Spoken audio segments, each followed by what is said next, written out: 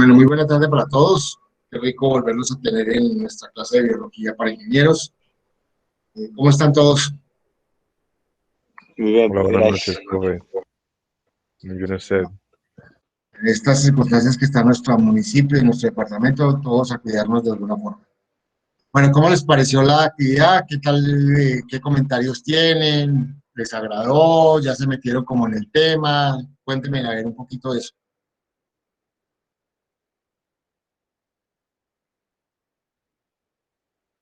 A ver, Luis Fernando Banderas,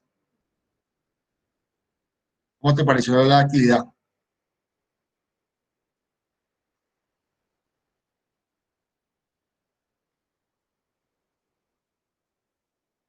Que no está. David Moreno, Señor, hola ¿cómo te compañeros. pareció la actividad? ¿Cuál, profe? La que presentamos. Ah, sí, no, excelente, excelente porque pues tiene muchos recursos y de los cuales uno puede utilizar para poder desarrollar si de pronto uno quiere hacer un proyecto o algún estudio sobre una producción de, de, de algún alimento. Estefanía Álvarez, ¿y te pareció más relacionada con la carrera?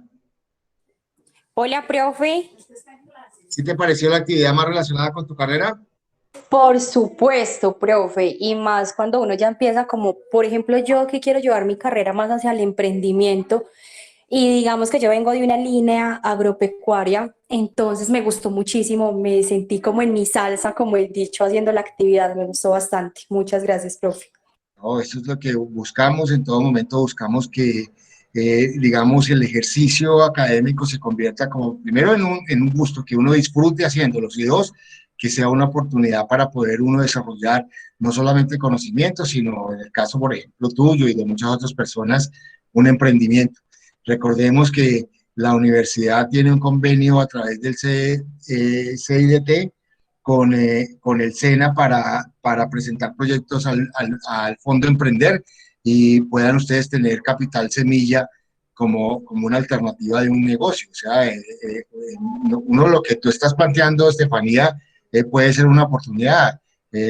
Ahorita están entregando hasta 180 millones de capital semilla para uno desarrollar un proyecto productivo. Entonces, bien vale la pena de pronto tener en No, cuenta eso este tipo es de cosas. difícil, profe, que le den ese capital a uno. Yo tengo varios compañeros que hemos estado en unos proyectos muy interesantes de innovación y eso es una galleta para que se lo den a uno. Pues obviamente no todo es fácil en la vida, pero sí valdría la pena uno explorar. Mire, uno dice que la peor diligencia es la que no se hace.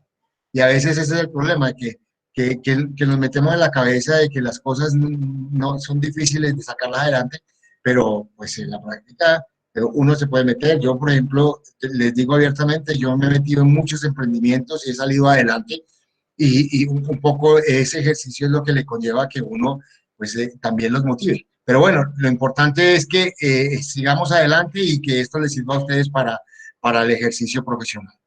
Bueno, hoy Profe, vamos a... y Señor, de hecho el SENA apoya mucho toda la parte que es agropecuaria. Por ejemplo, pues yo vengo de un colegio que es agropecuario y tiene articulación con el SENA y ellos también nos metían mucho ese chip del emprendimiento y nos daban como mucha orientación a meternos al fondo a emprender.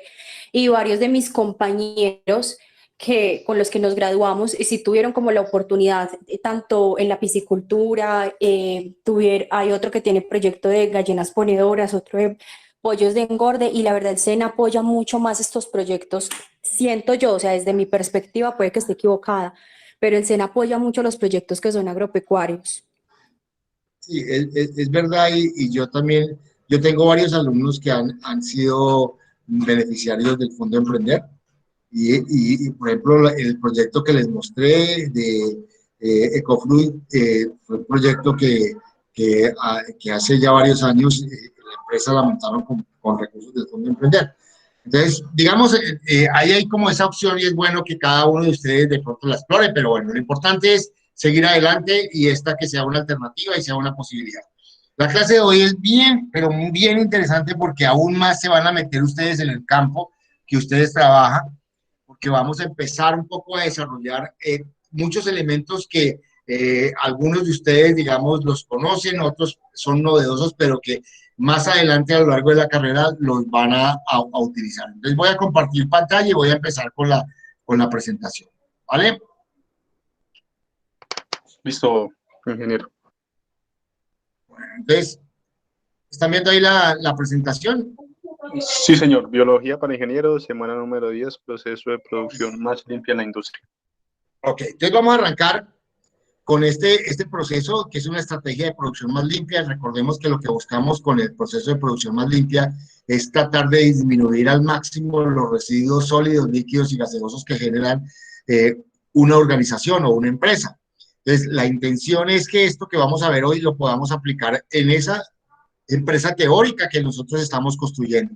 ¿Y esto nos va a servir para qué? Pues obviamente para ir complementando, ir revisando, irnos metiendo dentro de lo que es una organización, sus elementos, el tema de procesos y procedimientos, el tema de tiempos, buscando optimizar en todo momento los recursos, generando, digamos, beneficios en las organizaciones. Entonces, quizá ahí es donde vamos a ver y a evidenciar un poco el desarrollo temático de esta clase de. Entonces, arrancamos con la última diapositiva que vimos en la clase pasada, que son las alternativas de desarrollo competitivo. Entonces, nosotros decíamos que obviamente íbamos a trabajar sobre los procesos, que es la fabricación de un producto, llámese terminado o semiterminado, y que por otro lado íbamos a coger ese producto y íbamos a trabajar. ¿Qué íbamos a trabajar? Íbamos a mirar cómo minimizábamos las cargas contaminantes, en este caso residuos sólidos, líquidos y gaseosos, y vamos a buscar cómo maximizar las ventajas competitivas, cómo mejoramos los ingresos de recursos, o sea, para que las organizaciones tengan una oportunidad de desarrollo. Entonces, en esta primera clase de este tema vamos a trabajar todo lo que es el proceso de producción más limpia en los procesos industriales, o sea, de fabricación, con un único propósito: disminuir la carga contaminante, o sea, buscar la forma de reducir cómo disminuimos las emisiones, los vertimientos y los residuos sólidos. ¿Y eso cómo se consigue? A través de una estrategia que se denomina producción más limpia. ¿Hasta ahí es claro? Sí, señor. Sí, señor. Entonces, tenemos que empezar a tener una visión holística, una visión mucho más amplia, salirnos de la organización, salirnos de la empresa. Entonces, lo que nosotros normalmente evidenciamos es que nos metemos en el campo de la empresa y miramos hacia adentro, pero nunca nos estamos fijando hacia afuera qué pasa. Lo que nos interesa es sacar un producto final, llámese elaborado o semi-elaborado, y a partir de allí generar ganancias para la empresa, pero no nos damos cuenta de lo demás y muchas veces ahí se están perdiendo recursos o estamos generando, dejando de percibir recursos. Entonces es importante empezar a mirar eso. Entonces, lo primero que vamos a tener que mirar son los residuos que genera la organización, llámese residuos sólidos, residuos líquidos o residuos gaseosos. Y a partir de allí, mirar qué podemos hacer con cada uno de ellos o cómo podemos disminuir en los procesos industriales la generación de esos residuos. Entonces, es la primera visión que tenemos que tener.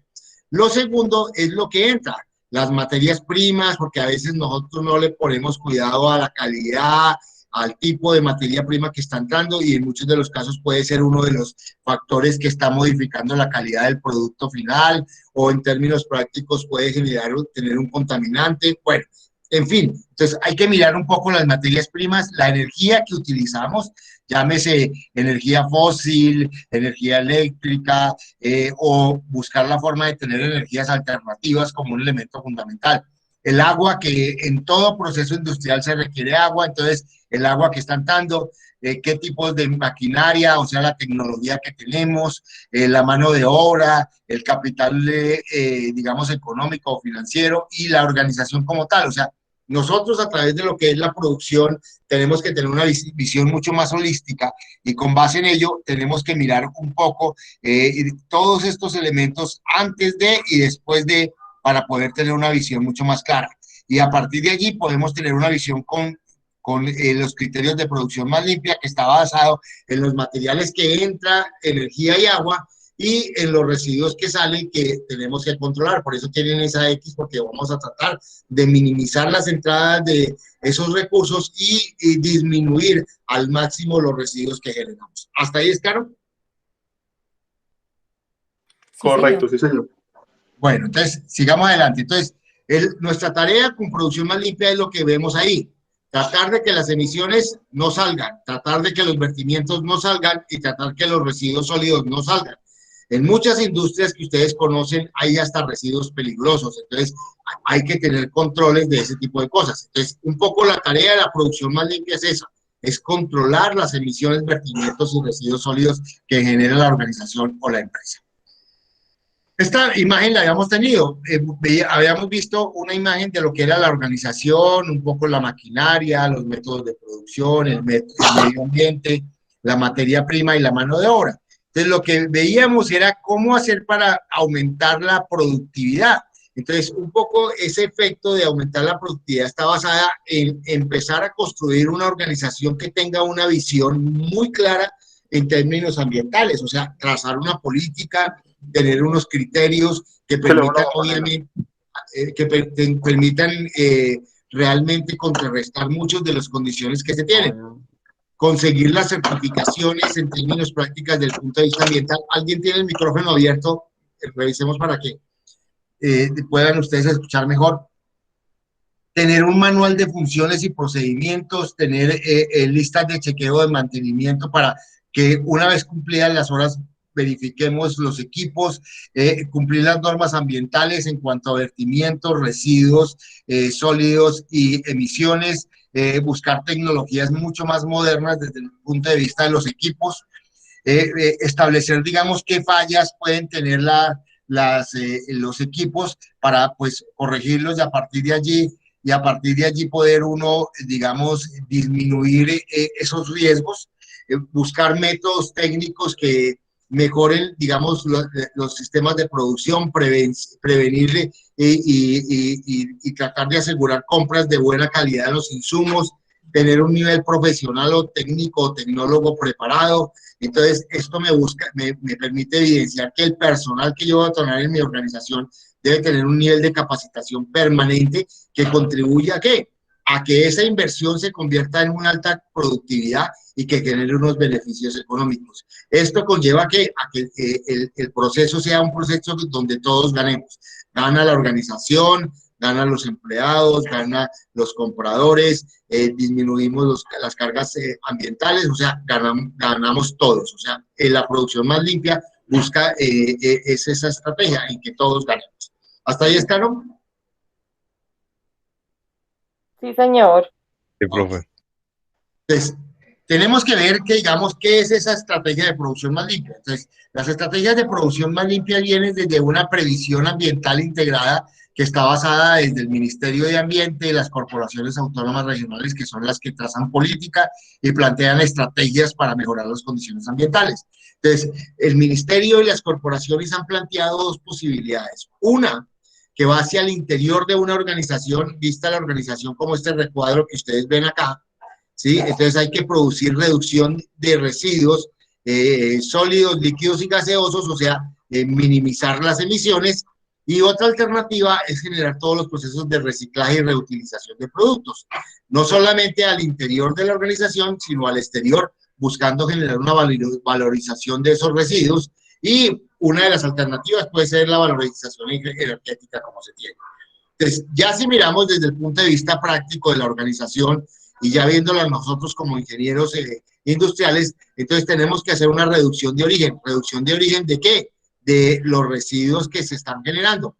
Entonces, hay dos alternativas basadas. Una es la modificación del proceso, del producto, perdón, y otra es la modificación del proceso en la cual nos vamos a dedicar. O sea, vamos a mirar cómo podemos modificar los procesos de producción buscando estrategias de producción más limpia como son las buenas prácticas. Un ejemplo de buena práctica es, por ejemplo, el reuso de agua, la utilización de luz día, disminuir, por ejemplo, las pérdidas de recursos por fugas, etcétera. Un cambio de materia prima, entonces buscar, por ejemplo, productos que sean menos contaminantes y nuevas tecnologías, nuevos equipos, traspasar, por ejemplo, de combustibles fósiles a combustibles mucho más limpios, como el gas o las energías alternativas. Entonces, un poco eso es lo que vamos a tratar de visualizar y poder desarrollar en el ejercicio de hoy, de la clase de hoy.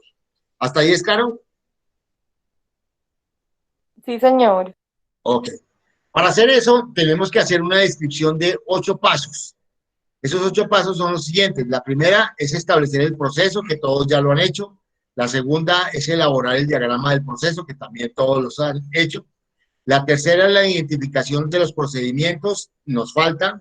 La descripción del método utilizado, nos falta. Establecer el personal requerido, nos falta. Realizar el balance de materia y energía, o sea, la cantidad de materia y energía que entra y sale en cada fase del proceso.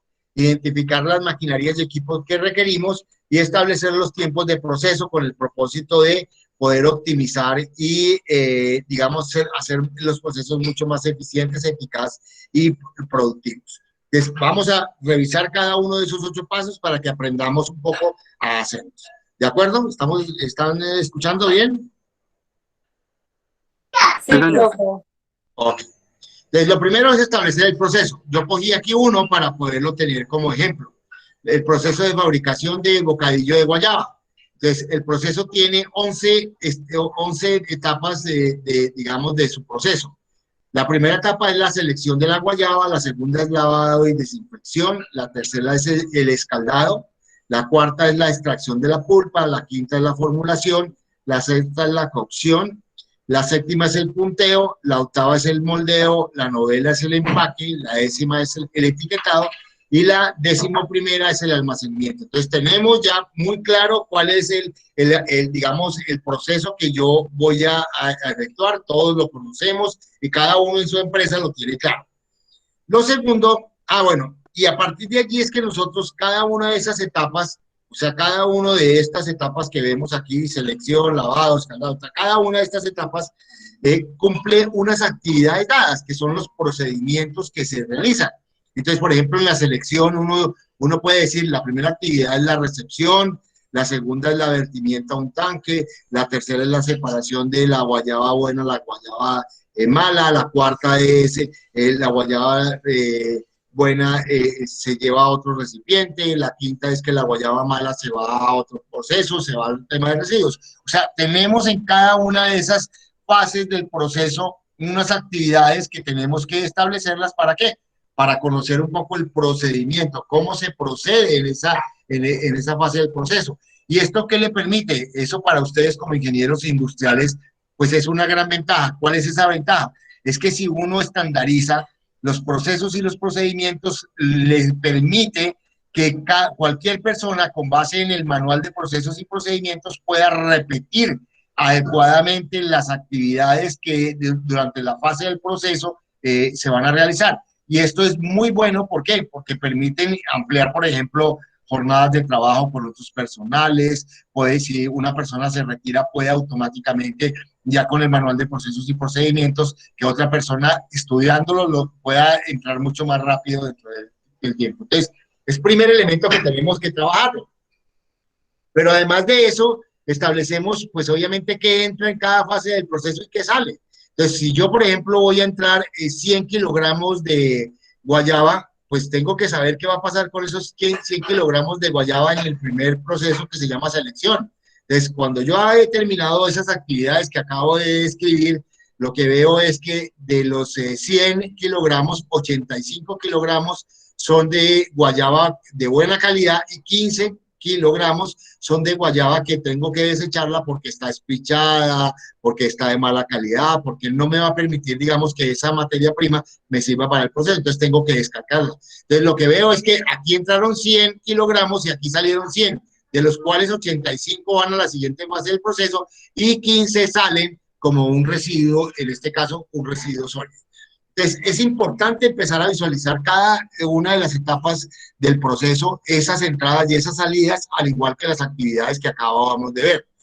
Pero adicionalmente, en cada fase del proceso, tenemos que establecer cuál es el personal que se requiere, qué método utiliza, si el método es automático o es manual, por ejemplo.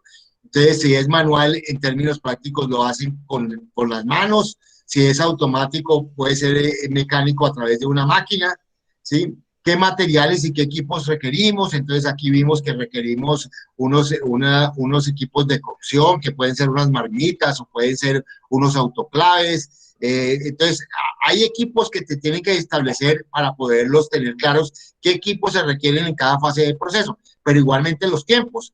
Entonces, ¿cuánto van a gastar en la selección? Yo no puedo decir, no, van a gastar todo el día. No, porque yo tengo que optimizar los tiempos. Entonces tengo que calcular por cada una de esas actividades qué tiempo se requiere, cuántas personas, y con base en ello calcular el tiempo en esta primera actividad, y puede decir, oiga, yo necesito 2 personas y van a trabajar 1 hora.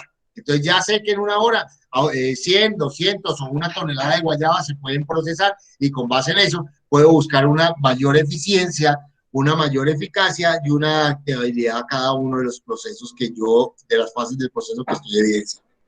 ¿Hasta ahí es claro? Sí, ingeniero, correcto. Sí, señor. Sí, señor. Profe, Señora, por ejemplo, entonces uno determinaría qué tiempos y qué operarios, pero según alguna historia del producto, o eso ya lo imagina uno.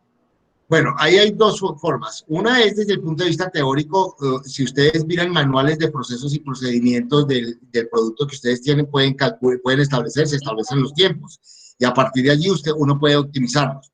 En caso de que no cuenten, ustedes pueden, digamos, calcularlos y tenerlos como una herramienta, digamos, de ejercicio académico.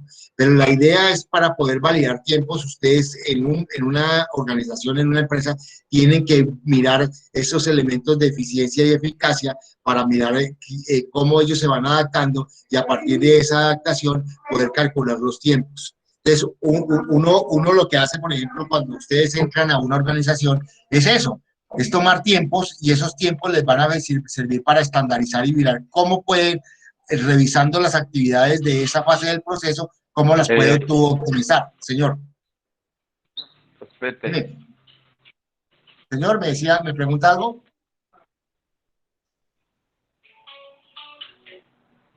Hay alguien que está preguntando, es que no estoy mirando, tengo la presentación, entonces no puedo saber quién es el que está preguntando. No, no creo, profe. Yo creo que le activó el micrófono. Ok. Entonces, ¿sí te quedó claro, hija? Sí, profe. Ok, sigamos. Vamos al segundo paso, es la elaboración del diagrama de flujo. Ese diagrama de flujo es lo que me permite establecer un camino, en este caso lineal, porque no tengo otras fases, pero yo puedo tener, digamos, otros procesos donde hay otras líneas, y esas líneas me van a servir a mí para tener una visión mucho más clara del tema. Los diagramas de flujo, desde el punto de vista práctico, para ustedes como ingenieros industriales, les permite visualizar todo el proceso de producción. Entonces, ustedes, al imaginarse ese diagrama del proceso, lo que les permite uno evidenciar claramente es cuáles son los pasos y la continuidad de esos pasos. Entonces, uno sabe que después de la formulación sigue la cocción, y después de la cocción sigue el punteo. Si mira uno dentro de esto, entonces llega y dice, aquí en la limpieza sale que unos envases, esos envases se tienen que lavar, desinfectar, almacenar y reutilizar. Aquí salen unos residuos, aquí salen otros residuos. Entonces ya uno va mirando cada uno de esas fases, como la visión gráfica es como si la planta la tuviera usted en una imagen, y esa imagen le va a permitir establecer esos puntos de control que ustedes deben de tener. ¿Hasta ahí es claro? Sí, señor. Y digamos, tengo una pregunta. Señor.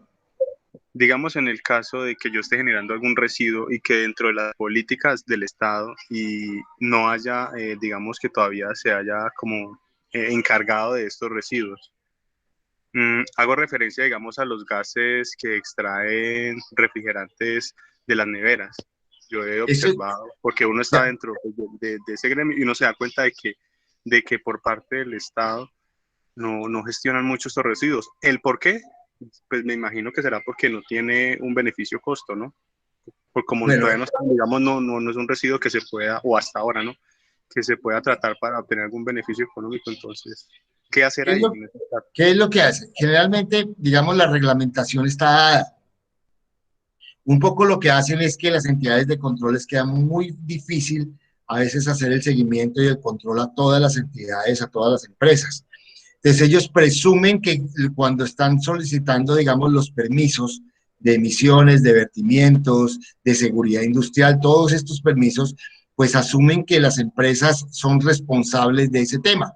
Entonces, en muchos de los casos, por ejemplo, esos residuos que tú acabas de ver, que se escapan y están dentro digamos, de la empresa, pueden empezar a generar problemas de enfermedades o pueden, digamos, evidenciar la pérdida de materias primas. Entonces, lo que se hace en muchos de esos casos es generar estudios de análisis y mirar cómo se pueden aprovechar esos residuos que en la práctica tú los consideras que no se han estudiado, de pronto sí se tienen, pero no se han estandarizado para poderlo aplicar.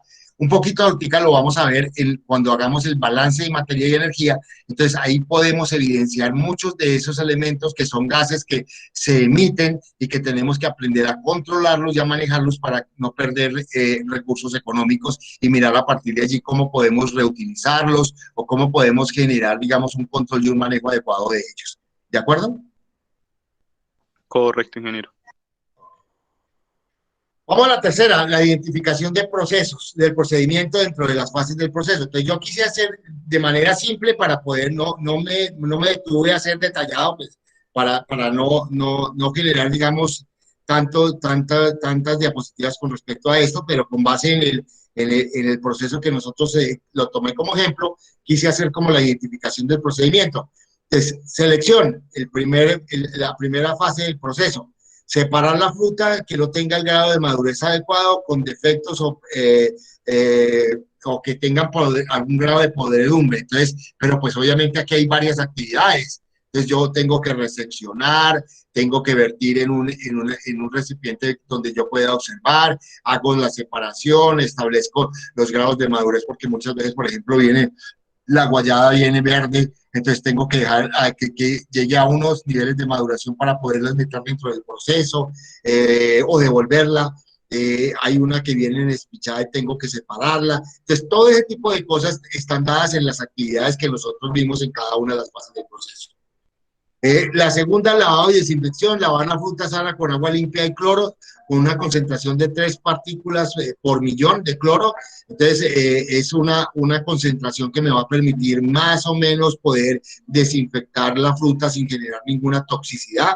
Generalmente, esta relación está basada en 1 metro cúbico por 13 centímetros cúbicos de cloro. Entonces, es una alta disolución y esa disolución lo que hace es matar muchos de los microorganismos que tienen la guayaba, y lo que hace es limpiarla. Después viene el escaldado, que es vertir la fruta en agua caliente, más o menos casi a punto de ebullición durante 10 minutos. ¿Para qué? Para tratar de matar a microorganismos con la temperatura, fijar el color, el olor y el sabor y suavizar de alguna forma la fruta para poder extraer la pulpa de una mejor forma. Entonces, a eso se le llama escaldado. La extracción de la pulpa, se extrae la pulpa con ayuda de un despulpador.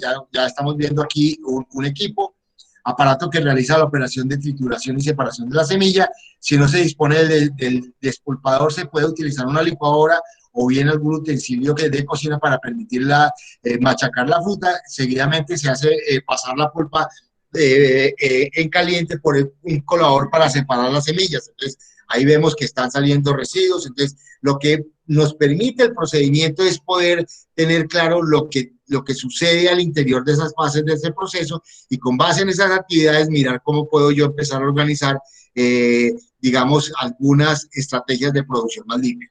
Veamos esta ahí, digamos, para no ver todo, sino tener un marco de referencia, la formulación, pesar la pulpa obtenida y aparte pesar la cantidad igual de panela, medir 5 centímetros de jugo de limón o de ácido cítrico por kilogramo de pulpa para, pues, obviamente, incorporarlo dentro del proceso. Así hay que seguir con todas las etapas del proceso: la cocción, el punteo, el moldeo, el empaque, el etiquetado, el almacenamiento. O sea, tengo que describir claramente las actividades que en cada una de las fases del proceso pasa. Entonces, esto me va a servir ¿para qué? Pues obviamente para poder tener una claridad meridiana y poder contribuir en el proceso de sacar adelante las cosas. O sea, en la práctica, allí tengo un primer elemento fundamental para ustedes, que es esas actividades, si ustedes las revisan, pueden corregirlas y si las corrigen, pueden optimizar de mejor forma el procedimiento y con base en ello, mejorar tiempos, mejorar las personas, corregir equipos, generar elementos que son importantes. O sea, en las fases del proceso y el procedimiento juega un papel fundamental y esencial para mejorar la productividad de una organización. ¿Hasta ahí es claro? Correcto, ingeniero. Ok. Describo el método. Aquí voy a utilizar solamente dos métodos, un método manual y un método mecánico. El método manual es que lo hacen las personas con las manos y el método mecánico que se hace a través de ¿qué? De una máquina o de un equipo. Entonces no voy a meterlos ni voy a hacerles complejo el método, sino lo voy a meter con esos dos. Establecer el personal. Entonces yo, con base, digamos, en mi experiencia y en lo que puedo estar observando, puedo decir cuántas personas requieren. Entonces yo coloqué aquí, generalicé dos. Pero uno puede ya saber que en una selección puede necesitar más o menos, en un lavado puede necesitar más o menos, y ahí lo que me permite es establecer cuántas personas pueden tener, y lo que voy a hacer es que con base en los tiempos yo puedo decir, no, es que, digamos, solamente requiero 2 personas para todos los procesos, para todas las fases del proceso. ¿Por qué? Porque son en distintas cantidades de tiempo. Entonces, las 2 personas que hacen la selección tienen que hacer el lavado y la desinfección. Esas 2 personas terminan y hacen el escaldado. Después hacen la trituración, hacen la formulación, hacen la cocción, el punteo, el moldeo, empacan, etiquetan y almacenan. O sea que solamente necesito 2 personas para un proceso de ello. O en muchos de los casos hay procesos en los cuales se requieren mucho más personas. Entonces, todo depende de esa praxis, o sea, de la práctica que se tenga, de los manuales de procesos que ustedes van a encontrar, en que se determina que con base en determinada cantidad, pues se requiere más o menos personal. Yo aquí hice un ejercicio para 100 kilogramos, pero la idea es que las empresas todas tienen que ser una fase productiva que le permita uno tener una visión mucho más amplia. No voy a hacer una libra de bocadillo, no voy a hacer 100 kilos que equivale más o menos a 140 kilos de bocadillo, que ya le genera como una pequeña industria. O sea, la idea es que pensemos en una pequeña o mediana industria para tener una visión mucho más amplia de lo que es una organización y todas las estrategias que puedo realizar. ¿Hasta ahí es claro? Sí, ingeniero. Sí, señor. Entramos a lo que es el balance de materia y energía. Entonces, ¿qué es lo que cada fase o en cada actividad, en cada etapa del proceso entra? Entonces, por ejemplo, entra agua en metros cúbicos y ¿qué sale? Un efluente, llamémoslo líquido, en agua. Entonces, yo lo tengo que saber. ¿Por qué? Porque este residuo, que es un vertimiento, yo debo saber qué voy a hacer con eso. Entra energía, se consumió en los equipos, entonces se gastó esa energía. Entonces, tengo una energía que, si bien se consumió, pues tengo que saber cuánto generó, cuántos costó eso, y pues obviamente es una entrada que se consumió y que yo puedo de alguna forma de pronto pensar en una tecnología limpia y ahorrar recursos. En otros materiales, aquí vimos por ejemplo que iba a entrar limón y iba a entrar panela, entonces entraron otros materiales, entonces yo tengo que calcular ese tipo de elementos dados. ¿Qué va a pasar? ¿Qué va a pasar con los residuos? Y lo que pasa a la siguiente fase del proceso. Entonces, cada fase del proceso tiene unas entradas, unas salidas, y una de las partes vuelven a regresar a la siguiente fase del proceso. Me explico para que ustedes lo tengan claro. Aquí entraron 100 kilogramos de pulpa en la selección, salieron 85 buenos, óptimos para pasar al lavado y la desinfección, y 15 quedaron como residuo sólido.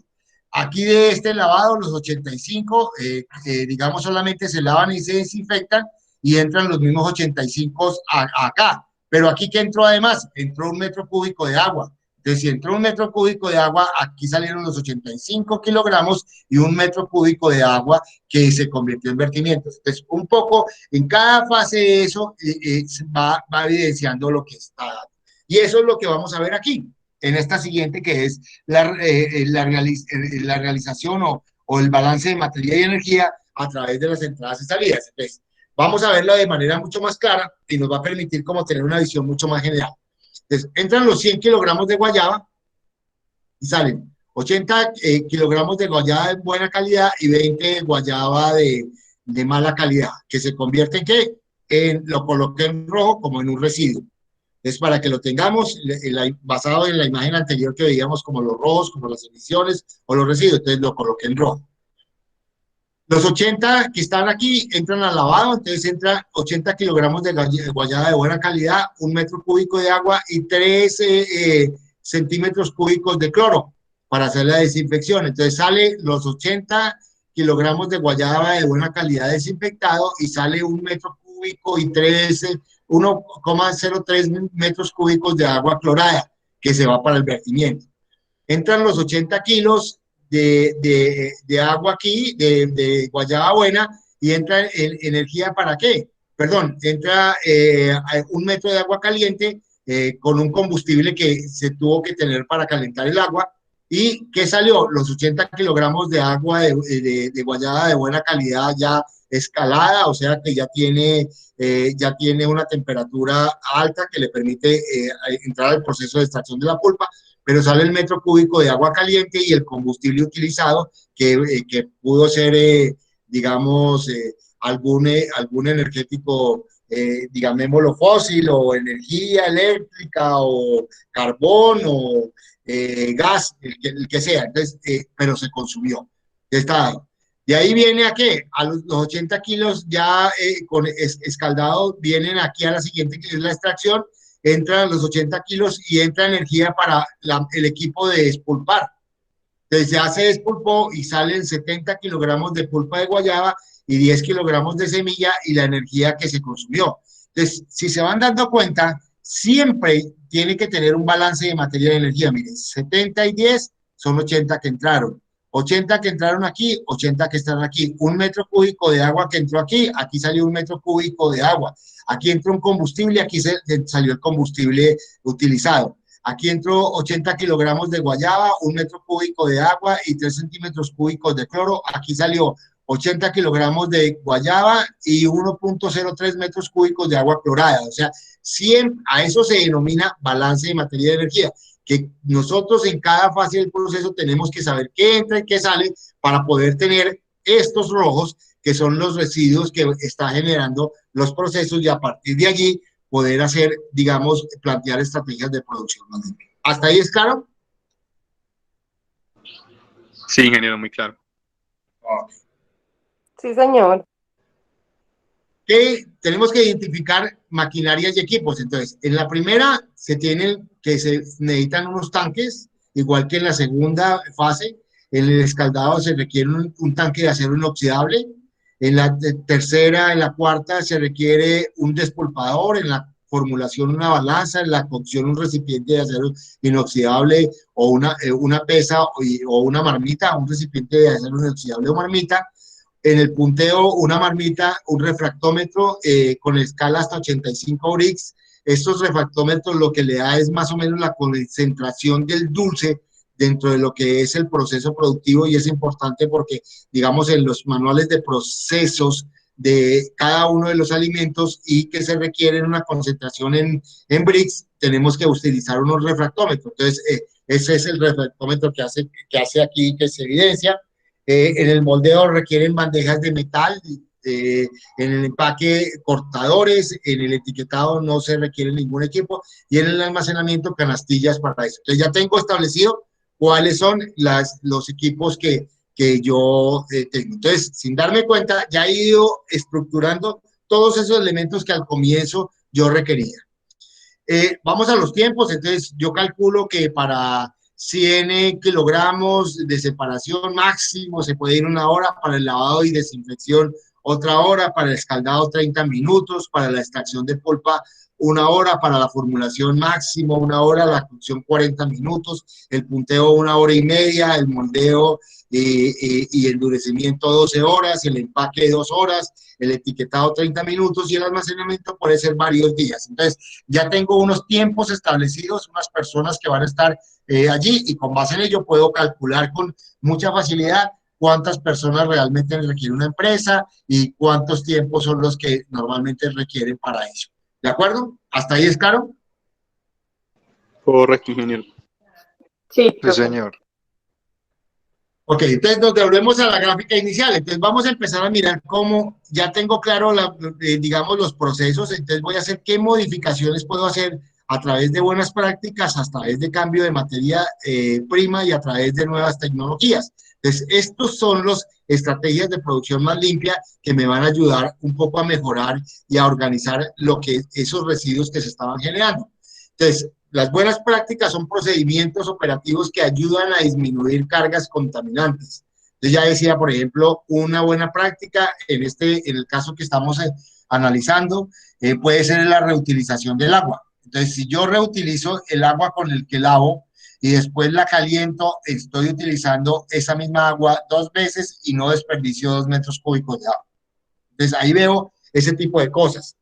¿Cómo puedo sustituir materiales? Entonces, en determinado momento puedo yo puedo en algún caso, digamos, hoy ya hay, anteriormente se utilizaba mucho el cloro, hoy se han venido trabajando algunos antibacteriales bien interesantes en este proceso de pandemia. Entonces, podemos buscar muchos elementos que pueden contribuir a mejorar las condiciones de limpieza de ellos. Entonces, ahí puede haber otro elemento dado. Porque muchas veces, por ejemplo, el agua clorada, digamos, puede traer, digamos, algunas consecuencias donde se le haga un mal manejo. Entonces, en términos prácticos, aunque la concentración es muy baja, pero es importante uno tener esa visión. Cambio de tecnologías, entonces puedo cambiar, digamos, los equipos si es combustibles fósiles a combustibles como el gas o como energías alternativas, energía solar, que me ayude un poco a reducir ese consumo. Puedo reciclar algunos de esos productos, o sea, por ejemplo, las semillas y las guayabas, en lugar de botarlas, las puedo buscar comercializarla en empresas, por ejemplo, que fabriquen concentrados para animales o que manejen el tema de compostaje, entonces puedo comercializarla en esos lugares. Entonces, uno puede empezar a visualizar algunos elementos que se pueden generar, y lo que vamos a ver mucho más adelante es cómo poder rediseñar el producto para mejorar condiciones. Por ejemplo, en el caso del bocadillo, el bocadillo tuvo que cambiar su empaque. Recordemos que para nosotros el bocadillo veleño tiene una gran particularidad, es que está envuelto en hoja de bijado, pero somos los únicos que realmente lo tenemos. ¿Por qué? Porque la comercialización del bocadillo veleño fuera del país se prohibió la utilización de envoltura de bijado. ¿Por qué? Porque la descomposición de la hoja atraía que muchas bacterias se impregnara el bocadillo y que no fuera aceptado. Esto fue descubierto cuando se presentó el primer, envío para análisis de bocadillos al Japón. El Japón fue el que lo descartó como producto de aceptación en virtud a la hoja de bijado, y lo que se tuvo que hacer fue cambiarlo por papel celofán, y la envoltura de papel celofán le permitió el ingreso al Japón, porque Japón tiene una de las, controles muy eficientes de productos para que no entren productos contaminados a su país. Entonces, pero eso lo vamos a ver mucho más adelante cuando estemos hablando de ecodiseño e ecoinnovación en el producto. ¿Hasta ahí es claro? Sí. Sí, señor. Sí, profe. Bueno, y aquí vamos a ver algunas prácticas, alguna optimización, algunos cambios de tecnologías que nos pueden servir como marco de referencia. Por ejemplo, detención de escapes, lo que su compañero veía. Cuando ustedes entran a una organización y ven vapores, es porque muchos de los equipos tienen problemas, y esos vapores pueden poner en riesgo no solamente al personal, sino a la misma empresa. Entonces es importante que ninguna empresa tenga escapes, recubrimientos de tanques para que pues obviamente la corrosión no genere deterioro de los productos, raspado en seco, utilizar compostaje, clasificación de ropa sucia en la fuente, control sobre la iluminación, el uso de luz natural, la programación de la gestión de residuos, la reutilización de material de empaque, caso por ejemplo de canastillas, adecuación de uso de agua de pozos o reutilización de las aguas, en la optimización del proceso de la recuperación de terceras materias primas. Entonces, por ejemplo, yo alguna vez estuve, siendo gerente de producción en una textilera, y uno veía que muchos de los productos los colorantes se perdían era porque no había llamémosla, una formulación clara, y uno de los ejercicios que se hizo en ese tiempo fue eso, establecer la formulación clara para no hacer desperdicios de ello, y eso donde se evidenciaba en los vertimientos. Entonces uno veía claramente cómo los vertimientos salían los colorantes, y lo que hicimos fue empezar a hacer trampas de captación de esos colorantes y volverlos a recuperar y a reincorporar dentro de los procesos productivos. Rediseñar productos, instalar trampas en muchos de los casos, adecuar el consumo racional del lavado para equipos, en cambio de tecnologías, válvulas ahorradoras, biodigestores, cambio de ACPM a gas natural, bombas sumergibles, filtros de prensas, filtros de telegas, en muchos de los casos cuando se emiten emisiones, torres de enfriamiento, tanques colectores, colectores solares, fotoceldas, termostatos. Entonces, hay muchos elementos que de alguna forma me pueden servir para que esas estrategias funcionen claramente y podamos a partir de allí mejorar los procesos productivos en los cuales nos hemos enfocado. Entonces, yo puedo tener, digamos, en todo lo que es la identificación de buenas prácticas, decir, oiga, la identificación de procedimientos, voy a establecer unas buenas prácticas. Un ejemplo es el manual de funciones y procedimientos, porque teniendo claro las funciones y los procedimientos, o sea, las actividades que sean, uno ya puede estandarizar y evidenciar que se pueden estar desperdiciando tiempos, recursos, no solamente humanos, sino económicos o materias primas. Entonces, ahí puede uno establecerlo. En el balance de materia y energía puedo decir, oye, yo estoy botando residuos sólidos, líquidos y gaseosos que puedo reutilizarlos en otros procesos productivos. Puedo identificar en maquinarias y equipos mucho más modernos que me optimicen la utilización de energía, por ejemplo, en términos prácticos. Entonces, ahí es donde yo empiezo a mirar cómo puedo esas estrategias de producción más limpia empezar a restablecer. Para todo esto, digamos, fuera de tener una descripción como la hemos hecho, al final lo que tengo que tener es una matriz. Una matriz a ustedes les sirve para poder tener un control y un manejo de todo lo que está sucediendo en un esquema de producción.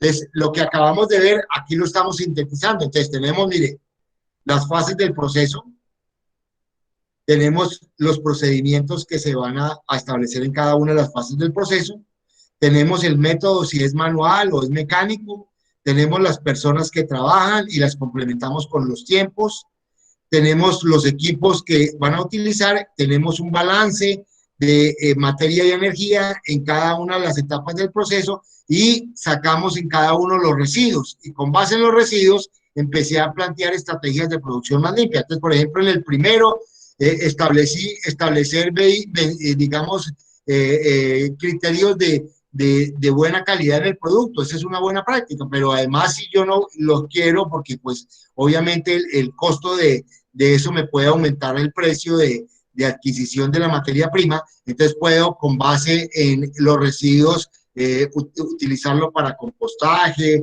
o para producción de concentrado para animales. Entonces puedo buscar esas alternativas como buenas prácticas.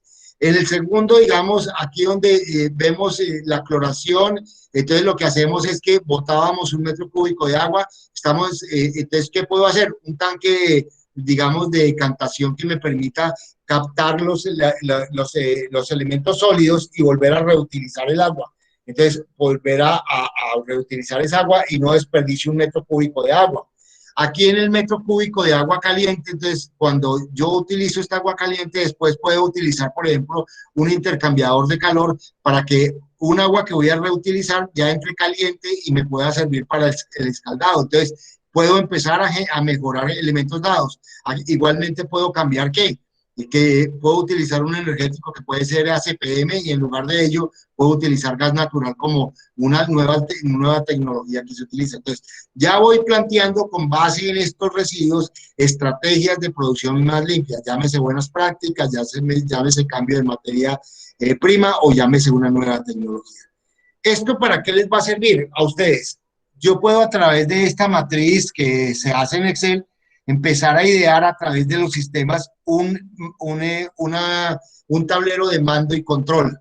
Ese tablero de mando y control me puede establecer en qué fase del proceso puede ir el proceso, en qué etapa del procedimiento o en qué actividad del procedimiento está, cómo van las personas, cómo voy en la cantidad de materia prima que se está dando, puedo controlar tiempos, puedo controlar, digamos, los residuos, las buenas prácticas, o sea, se puede convertir en una herramienta fundamental para tener el control y el manejo desde un escritorio, desde un computador, cuando es sistematizado y le he metido, incorporado inteligencia artificial a todo este proceso.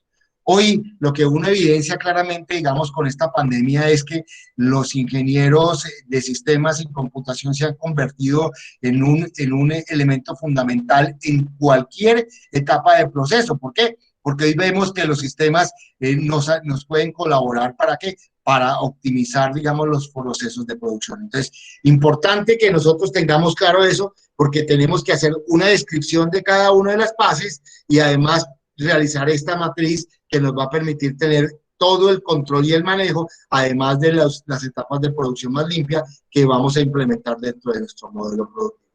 ¿Hasta ahí es claro? Sí, profe. ¿Cómo les parece el ejercicio? Muy detallado, profe. Hay que estar. Está bueno, pero está interesante. Claro, y además porque ustedes son ingenieros industriales, ustedes tienen que obligatoriamente tener un control y un manejo de una organización, y la única forma, si están en la etapa, llamemos en el macroproceso de producción, el tener el control y el manejo. Y la única forma de poder tener el control y el manejo es cuando ustedes tienen una visión clara de qué es lo que está sucediendo en cada una de las fases del proceso y pueden mejorar y optimizar eso. Entonces, ahí es donde el ejercicio se convierte en válido desde el punto de vista de formación académica para poder ustedes visualizar de manera clara y precisa lo que ustedes pueden hacer en una organización. ¿De acuerdo?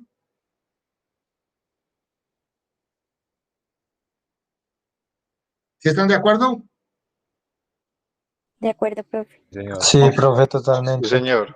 Entonces, ¿qué es lo que vamos a hacer como actividad sincrónica? Entonces, vamos a hacer el ejercicio que hicimos. Vamos a establecer el proceso, a buscar el procedimiento para cada una de las fases del proceso. Vamos a establecer cuál es el método, si es manual o es a través de una máquina, cuántas personas se requieren para cada proceso, qué entra en cada fase y qué sale.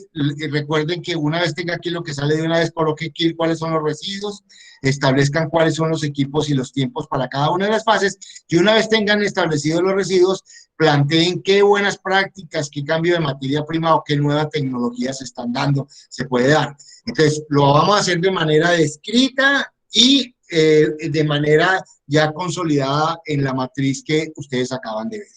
¿De acuerdo? Listo, profe.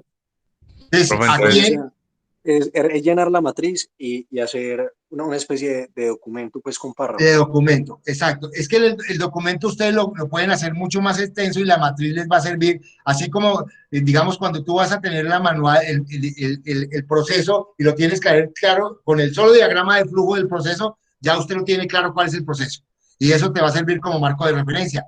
Aquí, pero previo a eso, tú ya tienes una organización de todos los elementos dados. Aquí igual, aquí voy a traer una matriz de mando y control, pero previo a eso tengo descrito absolutamente todo, que cuando tú vayas a presentar la matriz, tú lo tienes en tu mente claro porque lo has hecho, ¿de acuerdo? Entonces, una matriz sin el elemento de sustento es una matriz que no le sirve para nada a uno.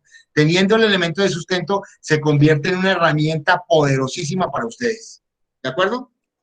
Listo, profe, sí, o sea, la matriz va el concepto, se podría decir así, en la matriz va el concepto y en el documento la descripción de cada concepto. Listo. Ya vieron ustedes que aquí yo les había colocado ya algunos elementos dados, estaban en manuales de elaboración, yo creo que ustedes los verificaron, los revisaron. En esta, pues obviamente les coloco yo, digamos, los elementos dados y algunos manuales de lo que son de producción más limpia para que ustedes tengan una idea clara de lo que es el concepto. Pero además, pues obviamente la clase y les coloco aquí, digamos, la actividad que tienen que realizar. Obviamente la matriz, pero fuera de eso, el texto que conlleve el ejercicio práctico. ¿De acuerdo, hijos? Sí, Listo, profe. Sí, señor. Bueno, ¿cómo les ha parecido esta segunda etapa? Profe, yo tengo una pregunta. Señor Leonardo, cuénteme. Pues el proceso que usted nos describió, pues estaba muy detallado los datos pues, que se utilizaban, por ejemplo, como lo que es el agua y, y pues con lo que también se lavaba la fruta. En el caso pues hipotético de que nosotros no podamos conseguir esa información, eh, nosotros haríamos que una aproximación Una o aproximación, o sea, y le colocan un asterisco y dicen que es de acuerdo a que no se consiguió información, entonces que ustedes estiman que ese puede ser digamos, el consumo que podía tener, ¿de acuerdo? En combustible, en agua, en las cosas que ustedes consideren que no tienen, que no consiguieron el tema. Recordemos que estamos haciendo un ejercicio académico, pero lo importante es lo que queda de ese ejercicio académico, que es que los resultados. ¿De acuerdo, Leonardo? listo, profe, muchas gracias. ¿Qué otra pregunta tienen? Tuve una pregunta. Y cuéntame, Luis Fernando. Frente al ejercicio de la clase pasada, había que entregarlo este jueves antes de las 12. Sí, la idea es que, mire, ya tenemos, y Profe, una cosa. Yo tengo una incapacidad de 30 días porque yo sufrí un accidente laboral. No bueno, sé ¿qué si es lo puede que? ver la cámara, tengo la mano totalmente paila. Sí, no hay problema, Entonces, Luis Fernando. ¿Sabes qué entonces puede le ir pido un haciendo? poquito más tiempo de mi parte porque es que Sí, realmente no lo puedo escribir con la izquierda y pues uno no hay maneja. problema, no hay problema, Luis Fernando. ¿Qué es lo que tiene? O sea, uno es que las personas que han tenido, por ejemplo, que aquí hay una compañera que también está con COVID y está enfermita, entonces también todo ese tipo de casos tienen, digamos, prelación. En el caso tuyo no hay ningún problema, por ejemplo, las actividades que tú no has podido entregar, yo las puedo corregir en la segunda, esto tú me mandas la incapacidad, digo, mire, la persona estuvo incapacitada y hasta ahora presentaba los trabajos, entonces corrijo las notas, ¿de acuerdo? Porque son circunstancias que pasan y que pues obviamente nadie estamos exentos y que tienen un privilegio y además legalmente tienen una explicación y están constituidas como alternativas para hacer modificaciones. O sea, no hay ningún problema, Luis Fernando. ¿De Profe, yo acuerdo? le puedo enviar la foto o el PDF de la incapacidad al correo o al Sí. WhatsApp. Al correo me la puede mandar o al WhatsApp, no hay Okay. ningún problema, Luis Fernando. El WhatsApp es el número que usted coloca en el correo, ¿cierto? Sí. Y la Listo. otra cosa, ¿sabe que vaya utilizando, Luis Fernando?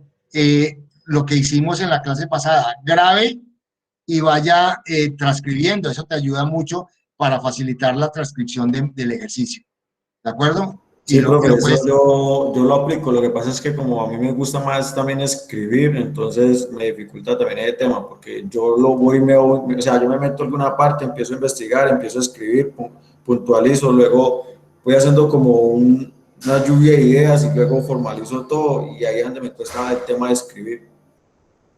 ok, no hay problema por eso. ¿Qué otra pregunta tienen, hijos? Bueno, que les rinda en la actividad y nos vemos dentro de 8 días. Dios los guarde, dentro de 8 días vamos a ver coeficiencia. Listo, Dios los profe, bendiga. gracias. Profe, muchas gracias. Listo, profe, muchas gracias. Profe, ¿me permite un Descanse, muchas momentico, por gracias. Sí, listo, Erika. No, profe, gracias. Chao. Voy a detener la grabación. Saludos, profe, muchas gracias. Chao, que esté bien.